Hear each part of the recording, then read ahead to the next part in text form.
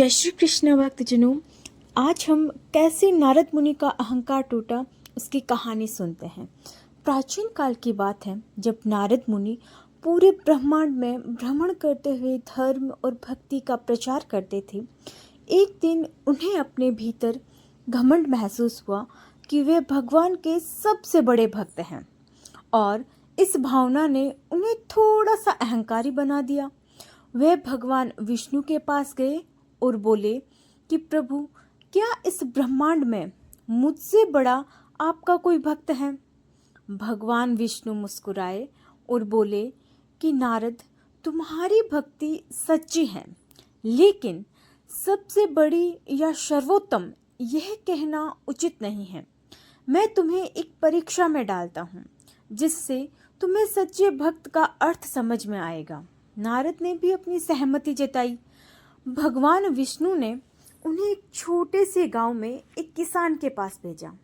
उन्होंने कहा कि इस किसान की भक्ति को देखो और फिर बताओ कि यह कैसा भक्त है। नारद मुनि किसान के घर गए और उसे ध्यान से देखने लगे।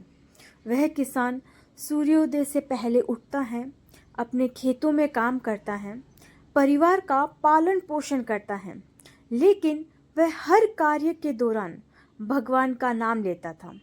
वह सुबह उठकर गायों का दूध निकालने के बाद खेतों में काम करते समय और शाम को घर लौटकर भगवान को याद करता था और रात को भगवान का नाम लेकर सो जाता। नारद मुनि को यह देखकर बहुत आश्चर्य हुआ।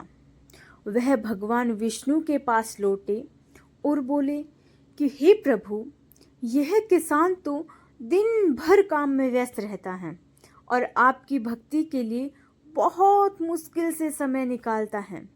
ये कैसी भक्ति हुई? इस भक्त से ज़्यादा तो मैं आपका नाम लेता हूँ। मैं पूरे दिन नारायण नारायण करता रहता हूँ। भगवान विष्णु मुस्कुराए और नारद को एक कटोरा दिया। उसमें पानी भर दिया। उन्होंने कहा कि ये कटोरा लो और इसे बिना एक बूंद गिराए पूरे ब्रह्मांड का चक्कर लगाओ। नारद मुनि ने वह कटोरा लिया और सावधानी से ब्रह्मांड की यात्रा शुरू की। वह पूरी यात्रा के दौरान इस बात का ध्यान रखते रहे कि कटोरे से पानी की एक भी बूंद ना गिरे। जब वह वापस लौटे तो उन नारद मुनि ने खुद पर गर्व महसूस किया और भगवान से कहा कि प्रभु, मैंने कटोरे से एक भी बूंद पानी की गिरने नहीं दी।